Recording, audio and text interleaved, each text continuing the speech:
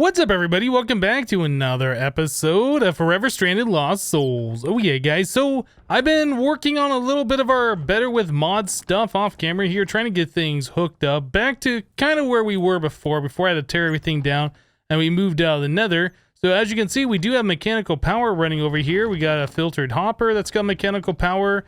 Over here we have our crucible and yeah, I guess the stoked flames. Then we got a real noisy area over here. We got our millstones, our turntable, and our saw. Yeah, all these things are running all the time. And then over here, off of this guy, off our windmill, we have back there our wooden gearbox, and next to that we have our wind chimes. So the wind chimes are supposed to emit a redstone signal if we get a stormy weather or it rains or whatever. Otherwise, the windmill spins too fast and it breaks the gearbox. That's the whole purpose of that thing. So we set it next to there. If that happens, it emits a redstone signal and stops that gearbox from accepting power, preventing it from breaking. So yeah, everything should be set up okay, so we shouldn't have to worry about things breaking. What I do want to worry about, though, is the noise pollution in this room. I would like to be able to turn each and every one of these items off individually. Yep. So that's what we're going to work on first of all. So in this mod pack, we have, what is this mod called? Random Things. So Random Things has the redstone tool. We looked at this a little bit in Project Ozone Lite. So the redstone tool combined with a basic redstone interface allows us to wirelessly turn things on and off. So it's definitely a thing that I want to look at making. So let's go ahead and do that. I think we are going, oops, torch. I think we are going to need 4 for these different items, 5 for this one. Actually, we can just put a lever directly on this. So just 4 over here. And then I want 1 to turn the fire on and off, right? And then I want 1 to turn the bellow on and off, so we have stoked or unstoked flame, since that's important. So we're gonna need a total of 6 of these interfaces. Yeah. All right, so that's not a big deal. So let's make some of these things. We need the redstone tool to link them up. So that's 1 redstone and 2 sticks. Very easy. So 1 redstone, we got sticks over here. All right. Oh, I guess I need a crafting table to do that. That's 3 items, not 2. There's that and that. All right, so there's a redstone tool. So the basic redstone interface. So we need iron ingots, redstone, plus a stable ender pearl, which is obsidian, lapis, and ender pearls. All right, so we have obsidian around here somewhere. Obsidian, lapis are all in block form. And ender pearls. I think we wanted 6 of those, right? All right, so there's 6. Let's make these things. No, that's the wrong one. This one. There we go. So there's 6 of those, and we should be able to make 6 of these if we have the iron and the redstone on us, which we don't yet. All right, so there's some redstone. There's some iron. Now we should be able to make these. Cool. All right, so there is 6 basic redstone interfaces. Now we are going to need levers to go with this, but we only have 2 on us, so we'll just make do for now. So over on this side, we will put 1 for the fire to be turned on and off. And on the other side, we'll place 1 here for the bellows. Okay. So let us put a lever here and a lever here. So the way this works, if you guys have not seen this before, let's do the bellows first. Actually, that'll be a little bit easier. I think the fires are going to need a little bit of extra redstone attention. You need to shift right click on a block, which highlights it. Right, you can see that the tool is now glowing. Now we can come down here and then right click it on another block. I think that's all we have to do. Or maybe we have to shift right click it. I can't remember. Anyway, let's get up here. Now if I do this, if I did it correctly, that'll either turn the redstone off, which it looks like it did. So yeah, you shift right click it to set it, and then you right click to apply it. So this thing now, does it ever show where that's linked to? Maybe it doesn't. Well, anyway, this interface is linked to that redstone clock down there. So as long as that lever is pulled, it's applying a redstone signal to that redstone clock. So you can see there is no longer an animation of it spinning around. Now if we remove the redstone signal, then that goes again. So what we're gonna want to do is something similar with this, but we can't apply that to 9 different devices. We have 3 different inputs here for redstone, so... Oh yeah, I guess we can see the beam of where things are going. So what we're going to want to do is have like some redstone torches lit under here to keep these on. Then we'll have to apply the redstone signal somehow to deactivate those redstone lights, right? So everything else turns off. I'll go ahead and play around with that here in a little bit, but that's the basic idea. So we're also going to want to do that to each one of these wooden gearboxes here. I have a second wooden gearbox so we can turn this off, but still allow the power to transfer all the way through. Otherwise, if we turn this off here, the power doesn't go all the way through, and all these other machines down the line no longer work. So we want to be able to turn each one on individually, so each one of these is going to need its own interface. Okay, well, let me go ahead and get a little bit more of this going here, and then we will be right back, guys. Alright guys, so I spent just a little bit of time here trying to figure some things out. Now I wanted the redstone signal underneath these middle 3 like we had the lever, so we needed to have these redstone torches here. Now the problem is we had some of these gearboxes running directly underneath these blocks, but these blocks have to be powered by the redstone in order to turn that on and off, which would affect the gearbox. And so anyway, we had to move the gearboxes down a little bit and kind of like go around the redstone, which is fine. And then I moved the redstone clock over onto this side. Everything else is pretty much the same here. So let's go take a look at this real quick. Go ahead and just boink up here. I did do some nether brick fences around our hibachis here, and we should be able to turn those on and off. Now this lever goes directly, I didn't show you guys this, it goes directly onto this redstone right here. You can see the line coming down here. So this redstone gets turned on and off with that lever, which goes into all 3 of these redstone repeaters, right? And then powers these blocks, which depowers the redstone torches. So that's how that all works. And it seems to work rather well, so I'm pretty happy with the way that is turned out. Getting up and down from here is such a pain though. Can I get up here? There we go. All right, let me go ahead and fill those holes back in here. So yes, we can turn the fires on and off with this lever right here. They all turn on and off at the same time. This one right here will turn our the bellows on and off. And then I added in a main lever over here to turn the whole system off. It seems like we're getting lower FPS when these things are running, which makes sense. There's a lot of moving parts, a lot of particles being generated, lots of sounds. So we can turn this on, which will turn on the whole system. Okay, so now you can see that our fire turns stoked over here. We can turn that on and off. We can turn this off and back on to immediately get rid of the stoked fire. Wait. Oh, you know what? I might have messed this one up. Anyway, I found out that you can put these things behind blocks. Let me do a shift right click on there. And we will right click this one again. Well, it looks like it's linked. I don't know why that wasn't working a second ago. Let's put that block back and let's put a lever on there, see if we can get the stop. I wonder if it's doing one of those weird diagonal redstone power things. I can try moving this thing again, maybe stick it back behind here so there's absolutely no way that I can be interfering. Yeah, I don't know. Redstone's kind of weird in Minecraft. People wanted it like that, and then it acts kind of funny when you don't expect it to, and then you gotta do weird workarounds so you get to work correctly. Anyway, if we get back up here, we should be able to set this once again. Shift right click on that, and then right click on that block. So we can't see that thing going anymore. We can't see the red line, but we should be able to see the redstone clock stop its circular animation. If that works. Why that is not working now, I don't understand. This was working fine just a little bit ago. I might have to remove the redstone thing up there. Anyway, this was working, and of course it's not when I record. Yeah, redstone's weird. So I ended up having to push the interface back a little bit and then add a redstone dust here in order to get this thing to work.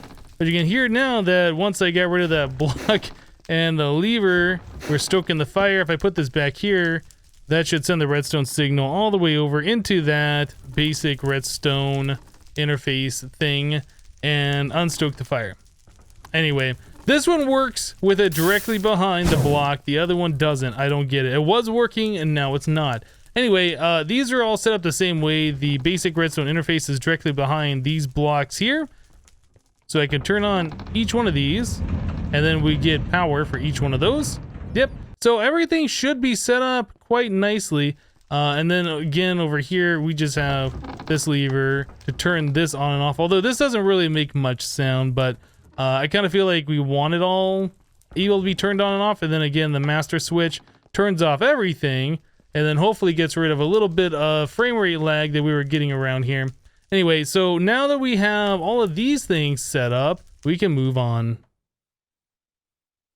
Okay guys, so one of the reasons why I wanted to get our Better with Mod stuff set up is because I wanted to start clearing out the rest of the quests here on our Ex Nihilo compressed section. Yeah, we're now at the point where we're making power. We had a little bit of power when we were in the nether, but now we got a lot more able to be generated, and I'd like to start using this stuff. But we never did make a diamond hammer or the diamond compressed hammer. So let's take a look at this. A diamond hammer, harder than iron, no gold, diamond hammer. All right, so if we wanted to do a diamond hammer, we looked at this previously and we weren't able to do this, but we need to get ourselves these diamond ingots. Now, diamond ingots are made with a creeper oyster, diamond, and an iron ingot, or a regular diamond, a molten core, and an iron ingot. This would probably be one of the easier ways of doing it, but since we don't really have unlimited supplies of any of these things, stoked crucible is another method. So a stoked crucible with 9 diamond ingots turn into 1 diamond ingot. Diamond nuggets turn into an ingot. So let's try this. I've never tried it before. I don't know if that recipe is wrong or whatever, but let's see if we can make ourselves one of those diamond ingots here. So we need a stoked crucible. Go and turn that back on. Oh, you know what? It'd probably help if I turn on the lag machine here. Oh, everything's laggy. Okay, I think we're fine. So we put that in there. Yeah, it looks like that's cooking up, and it is cooking up at a reasonable speed. It's not like super slow. It'd be nicer if it was faster, but if this is gonna get the job done, this should be just fine. All right, so there we go. There's a diamond ingot. I think that's the first time we've ever been able to make one of those in this mod pack. Although I do think we got some creeper oysters. Yeah, we did get some of these at one point for a reward. I don't know if those are useful for anything else. I haven't even looked. A stump remover. We can also brew it into something.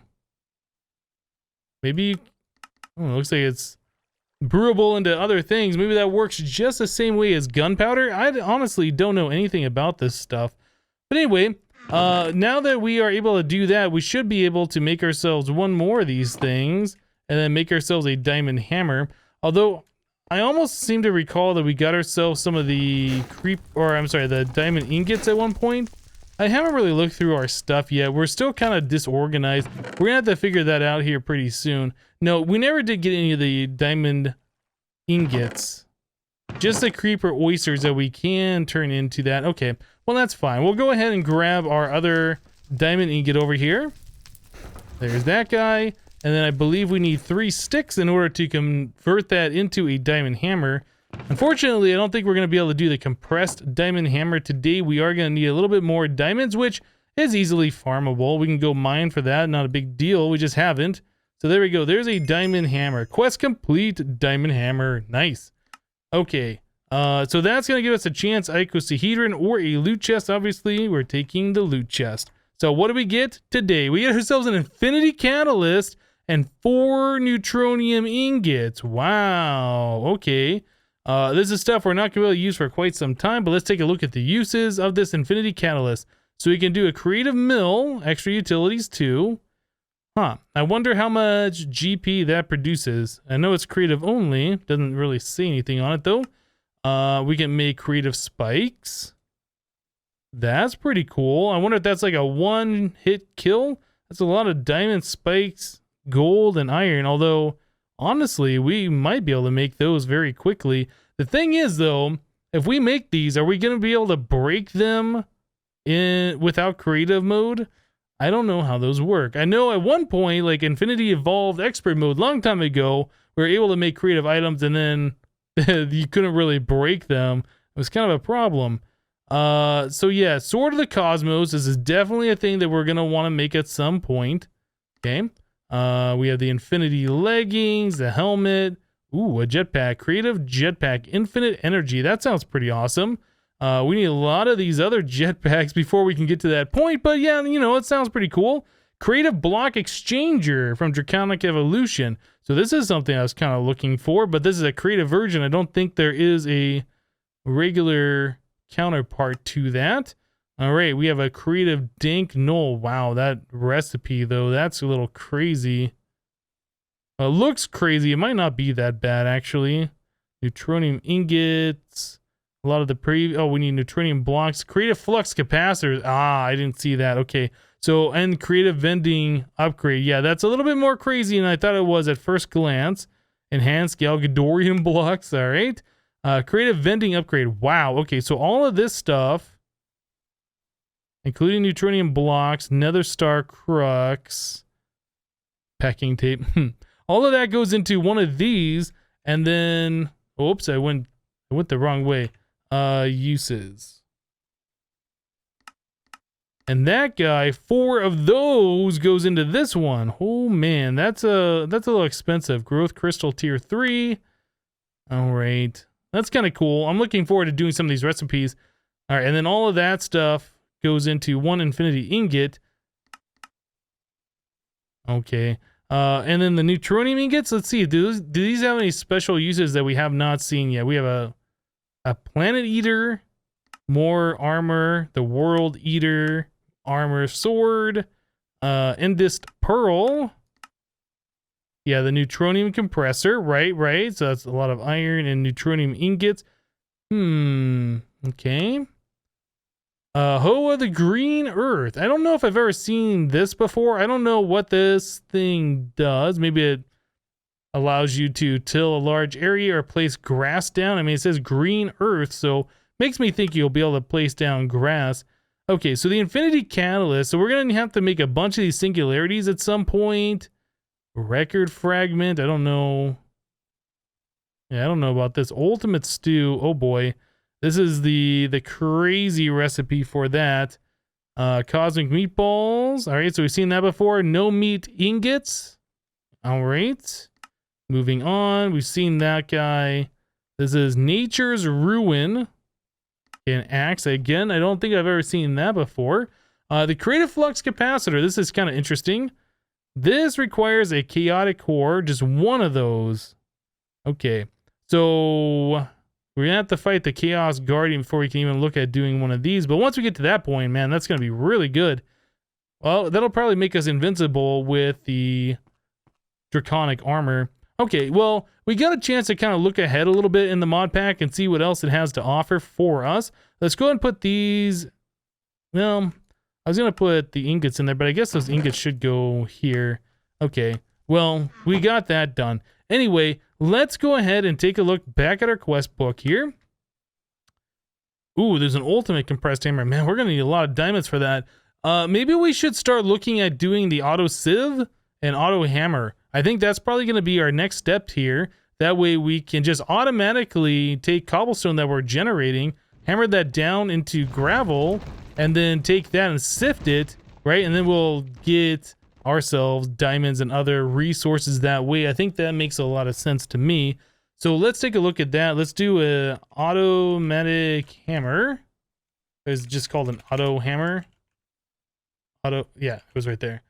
These guys. Now, these are the ones that are see-through. I remember using these in 1.10, and it felt like we were causing a bit of frame rate lag because of them. Hopefully, that issue has been fixed.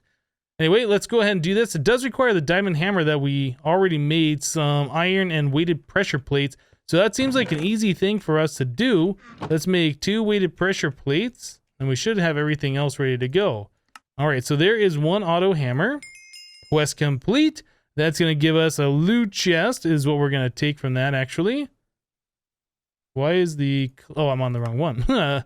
Let's do this one. So choice reward, 2 chance cubes, 20 gold ore, 20 iron ore, or a loot chest. I think we're going to do the loot chest. Are we on the wrong... We're on the wrong one. Dang.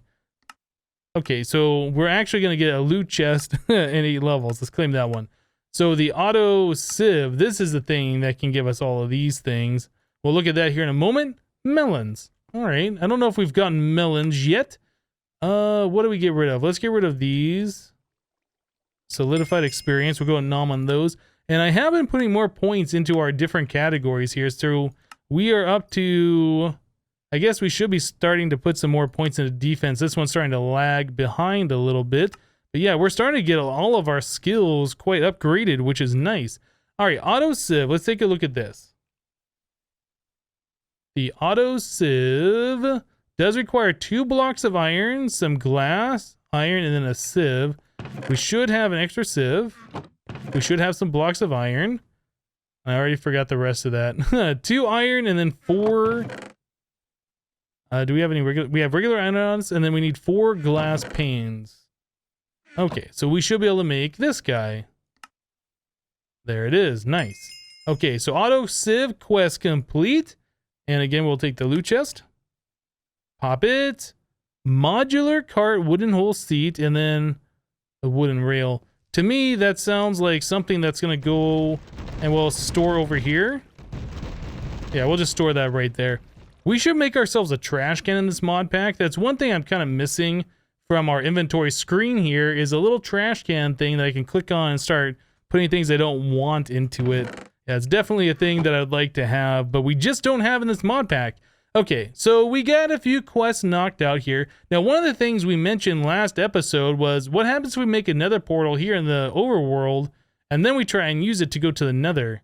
I think that's something we should find out. So let's grab 10 obsidian because that's what we need in order to do that.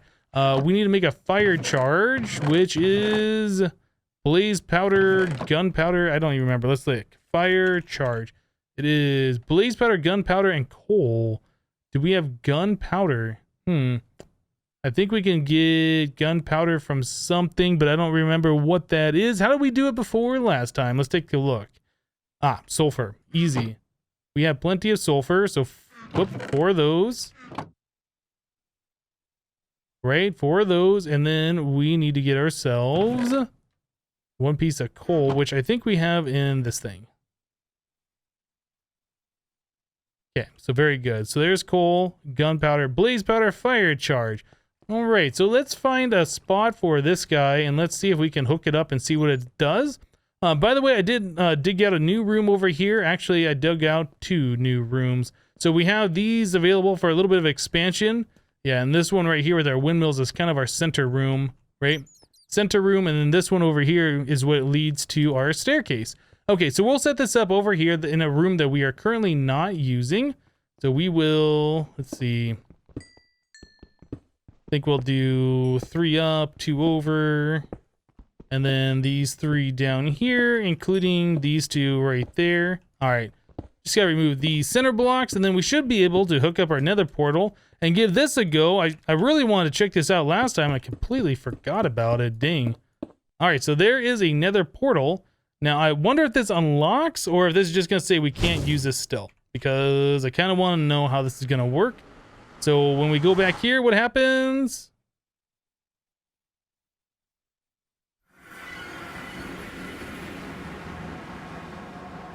Okay, well, it took us to the nether. If we go back here.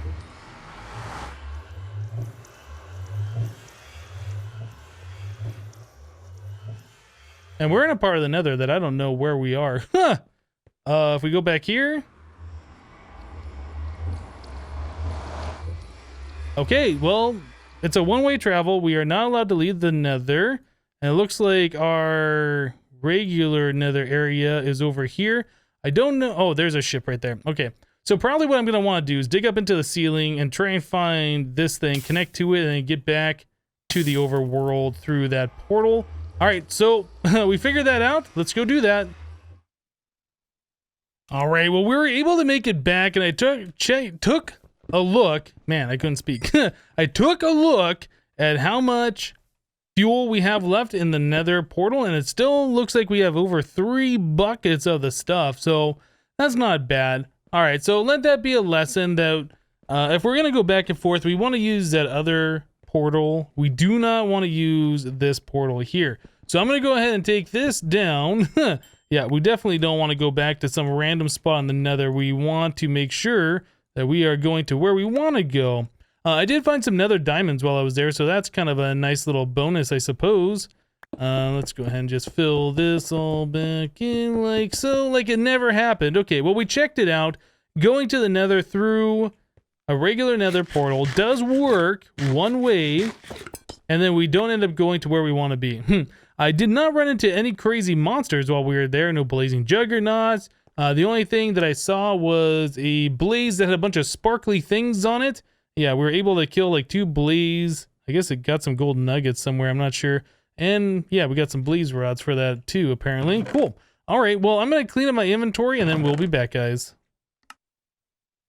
All right, guys. Well, I was looking at what was going to take for us to get the heavy sieve and the compressed hammer. So compressed hammer, this thing. So in order to do the auto compressed hammer, we need a compressed diamond hammer. Yeah, which requires all these diamond hammers, which requires at least 18 diamonds, right? We don't have that right now. So we're going to have to hold off on that for a little bit, but I did set up the auto hammer and our auto sieve over here. But I was kind of thinking there's really not a lot of reason to use this auto hammer. I don't think we're ever going to use it at all, to be honest, because it's much faster for us to just get the compressed things and, you know, hit it all by hand and then just dump it all into this. So I think that's probably what we're going to end up doing. The auto sieve over here does require a mesh and it requires something to sieve. So that's going to be our next goal now. So let's make sure that we get ourselves something. So we need a sieve mesh, which is one of these chests over here. I'll find it eventually. Right here. All right, so we need a diamond mesh, and then we need to feed it some gravel. I should have some gravel on me. I don't know how much we have. Let's take a look. We have over 1,000, 1142. Okay, so we are also going to want to get ourselves a hopper, which I know I've seen in many of these chests before. Oh my goodness. Can we please get a better storage system? That might be what we look at doing next episode, guys. Trying to go through all of these different random chests to find things. Yeah, I'm not enjoying that. I'm sure you guys aren't enjoying me opening up all those chests all the time trying to find stuff. But anyway, we'll do that so we can dump some extra gravel in. And then let's get like 6 stacks of gravel. So 1, 2, 3, 4, 5, 6. All right, we'll throw 1 stack in here, which should automatically do something. No? Here?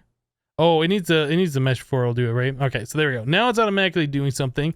And then we can throw extra gravel in like so. So that'll just automatically take our gravel and do stuff with it. Now this machine isn't particularly fast. And I remember there's some versions of these machines where you can give it food and it'll go faster. I don't see any spots in here for upgrade. So maybe this is the machines that do that. Yeah, honestly, I don't know. Let's get rid of this machine. We're not going to be using the hammer. We're not going to be using that. So this is using 45 FE, which is the same thing as RF. And we're not producing 45 apparently. Yeah, that's going pretty slow. But we got 1 diamond, so this thing's already paid for itself.